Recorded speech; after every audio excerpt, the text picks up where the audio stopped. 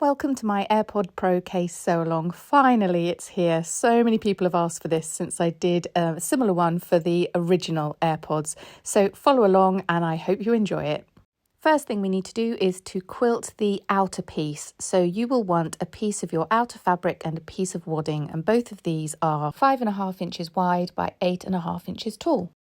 Now you can either pin these together, or I do like this odour basting spray. I've put a link to this in my Amazon store because quite a lot of people asked me about it. Just put a light amount on and then you place the outer fabric over it. It just stops everything shifting when you're quilting. For the quilting, I do a crisscross on these because it shows up really well, and you can mark the diagonal either with a heat erasable pen, or I use this Hera marker. I get so many questions about this. I've also linked this in my Amazon store, and it's great because it just creates the mark for the line you're going to follow when you sew, but it doesn't leave any marks on the fabric or anything.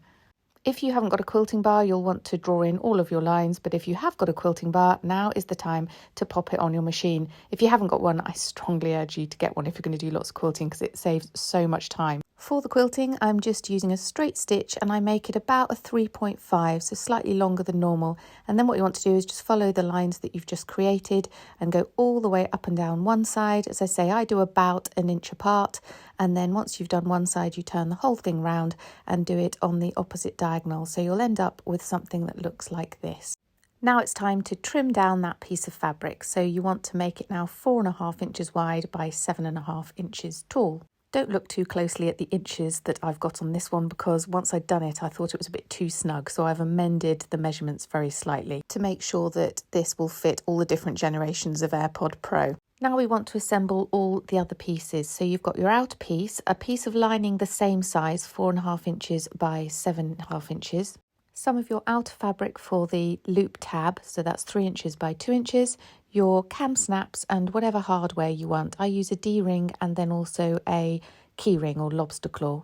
If you don't have cam snaps, not a problem. I talk about some alternatives you can use at the end of the sew along. Now we're going to make the loop tab, and what you want to do is go to the iron and fold it wrong sides together, and you want to press it in half and then open that out and press the outer pieces into that crease that you've just made. This fabric was quite bouncy. A cotton is much easier because that would have stayed put, whereas this one just kept bouncing back, which was very annoying. But anyway, with your cotton, so press both sides, and then what you want to do is fold those both in, fold those in together, and it means that you haven't got any raw edges. And then you shouldn't need to pin this. I did because, as I say, it was quite bouncy fabric. And then we're going to go to the sewing machine and literally top stitch down both edges just to keep that closed. And it will look like this when you have sewn down both sides. Taking your quilted piece of outer, we're now going to create the curved edges. So you just want to fold that in half, and I just make a little snip so I can get that centre point. And then if you've got something that's round edged, I've got this special ruler, but you could just take anything like a little saucer or something just to create that round edge, and you want to make sure that it's the same on both sides. Taking your loop, I'm going to put my D-ring on now, but if you're not using a D-ring and you're just going to add a key ring later, you don't need to do that. You want to fold that in half and then place it so it's going into the fabric, and we're just going to tack it in place on that left hand side.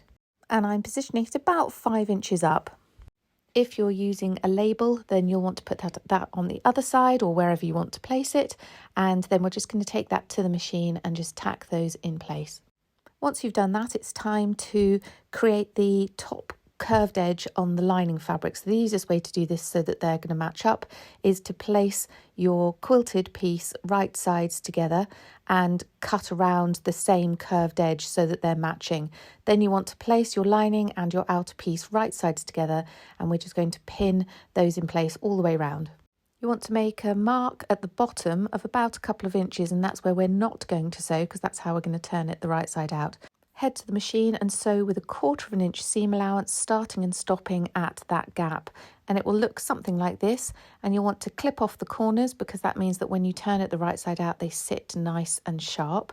And then you can trim off the side of the loop that you have created. And when you're cutting the corners, I got a bit close there. Just be careful not to cut into the stitches.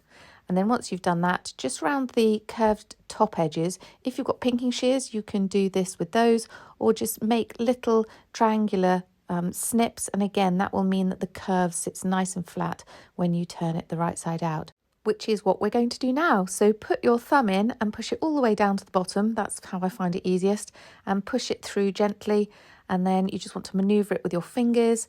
Once you've pulled it the right side out, you can then go in with your chopstick or your Hera marker and just make sure everything is sitting as flat as it can be. Push out the corners so that they're nice and crisp, and just fold in that gap that you've left at the bottom, and then we're going to take the whole thing to the iron and just give it a really good press. Now we just need to top stitch all the way around that outside edge just to close up that gap. And we're on the final leg. You want to fold the outer piece in half so that you're creating the pouch that the AirPods are going to sit in. You can do this just so that you're folding it up to where that curve starts, or you could put your AirPods in and just make sure that they're fitting nice and snugly. And you want to sew up the left and the right hand side just as far as that opening, and you're just following the stitch mark that you made before. For the beady-eyed ones of you, you'll notice that the label and the loop are one side on this one, and on the next frame they're the other side, and that's because I realised that the way I had put them was too low. So in the measurements I've given you, it's so that they're this way round and they fit nicely. And all that's left to do is to position the cam snap. So the easiest way I find is to put the AirPods in and carefully with your sharp awl just close the flap over and mark where you want the cam snap to be. Once you've placed that in place, it's just easier just to mark it with a heat erasable pen on the top and the bottom. Once I've done that, I then take the AirPods out and I push my awl through to create a good hole for my cam snaps to go in. I start with the top cam snap. If you've got a set of this, you'll know how to use it. So I'm not going to go into details here of how to use it, but do shout if you want me to do a specific one on how to use a cam snap, because I know when I first got them, I had to watch quite a few videos to work it out and make sure that they were in and really secure. As I said before, if you don't have cam snaps, you could use a button if you're comfortable doing buttonholes, or just a hook and eye clasp, whatever it is, but a cam snap does work well. And there you have it. You have made your Airpod Pro quilted case. I hope you enjoyed my sew along. If you do, please do like, share, follow for more, hit the subscribe button. And if you want to say thanks, feel free to buy me a coffee. The link is in my bio. Cheers all and happy sewing.